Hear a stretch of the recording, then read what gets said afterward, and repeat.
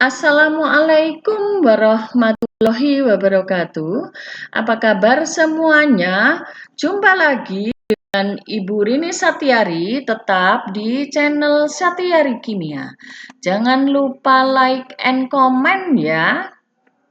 Pada video kali ini materi kimia kelas 11 semester 2. Oke, pada video kali ini kita akan belajar tentang asam basa. Ini sesi yang pertama. Akan mempelajari teori asam basa. Oke, kita lihat asam basa. Apakah asam? Apakah basa?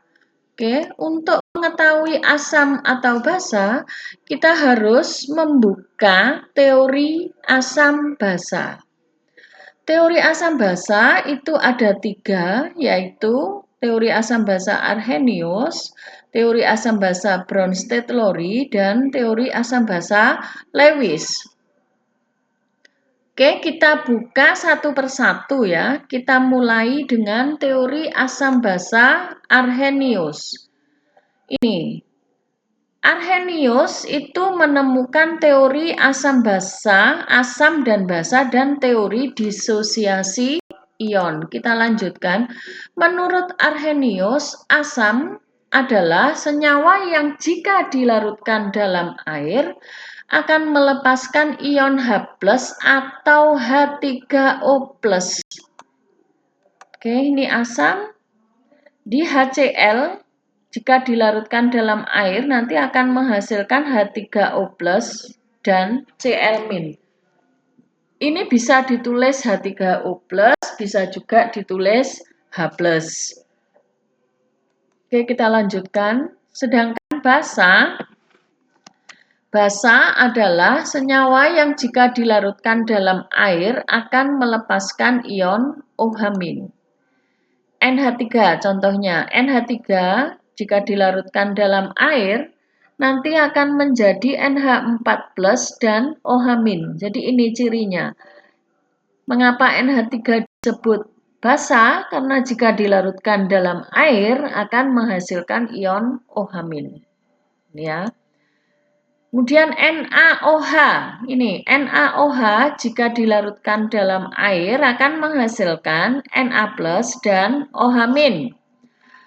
Kemudian untuk BaOH2 ini akan jadi Ba2+ dan OH- juga, 2 OH-.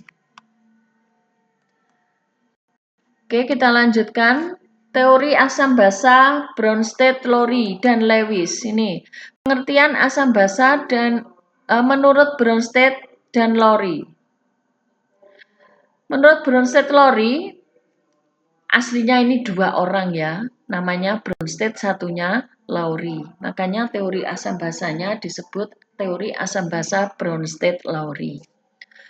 Asam adalah spesies yang memberikan proton. Nah, basa spesies yang menerima proton. Nah, siapakah proton di sini? Proton di sini masih berkisar pada H+. Oke, HCl jika dilarutkan dalam air, nanti HCl-nya akan melepaskan H+, jadi ikatan ini akan putus, kemudian H+-nya akan dipindahkan ke H2O. Jadi ini dipindahkan, berarti HCl ini akan melepaskan proton.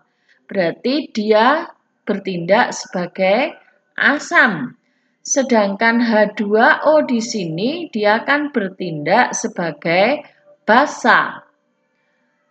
Oke, ini ya untuk Bronsted-Lowry. Jadi penjelasannya berbeda ya, hampir sama sebetulnya, maksudnya sama dengan Arrhenius. Kalau menurut Arrhenius HCl adalah asam, sama di sini juga asam.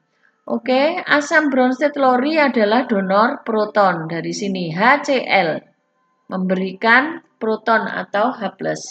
Asam Bronsted-Lowry aseptor proton. Di sini H2O-nya bertindak sebagai asam karena dia menerima proton. Oke, kita lanjutkan pasangan asam basa konjugasi. Ini pasangan asam basa konjugasi. Setelah melepas satu proton, suatu asam akan membentuk spesi yang disebut basa konjugasi.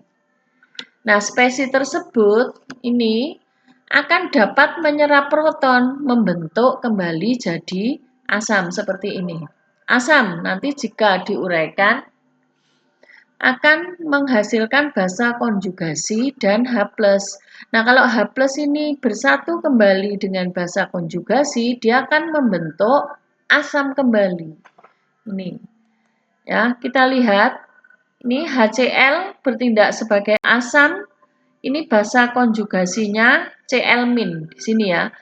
Kalau H2O bertindak sebagai asam, basa konjugasinya siapa? OH-.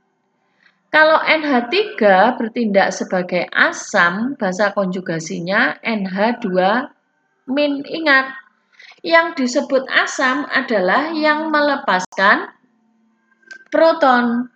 Kalau HSO4- ini bertindak sebagai asam, berarti dia melepaskan H+ atau melepaskan proton.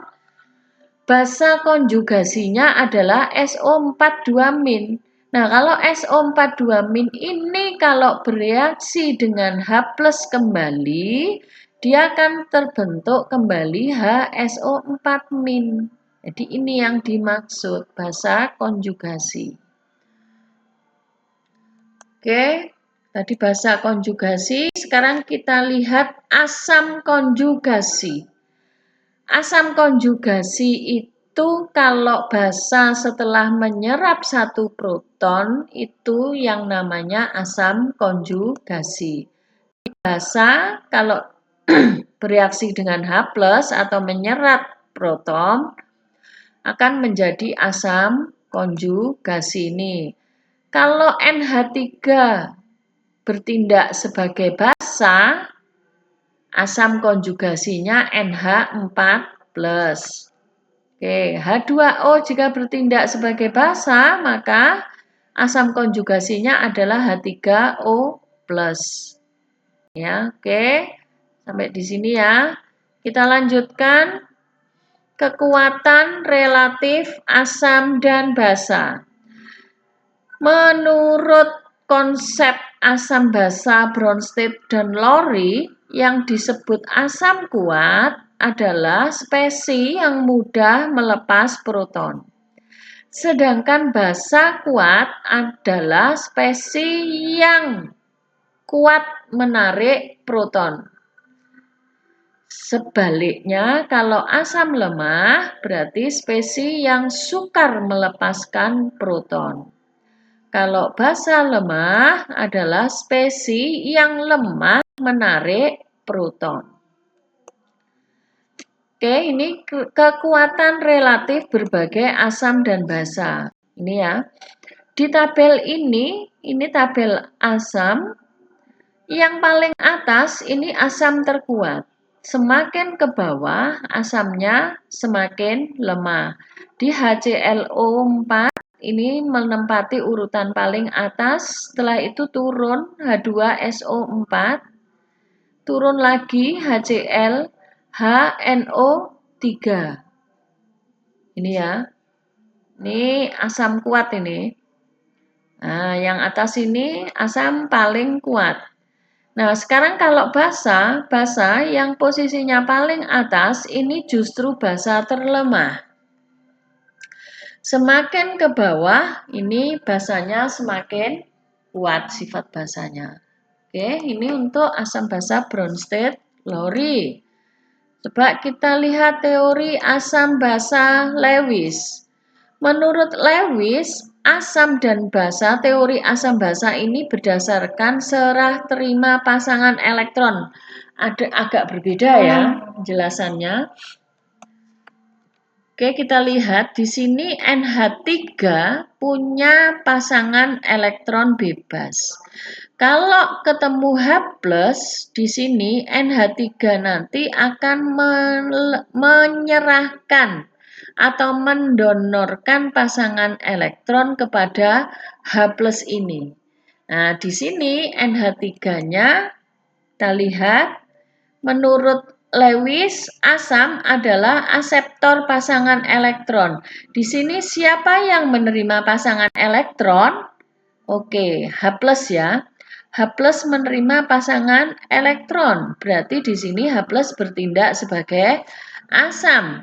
Sedangkan NH3 karena dia yang memberikan pasangan elektron, NH3 bertindak sebagai basa. Oke, bisa dipahami ya. Oke, sekian video ini. Sekian dan terima kasih. Wassalamualaikum warahmatullahi wabarakatuh.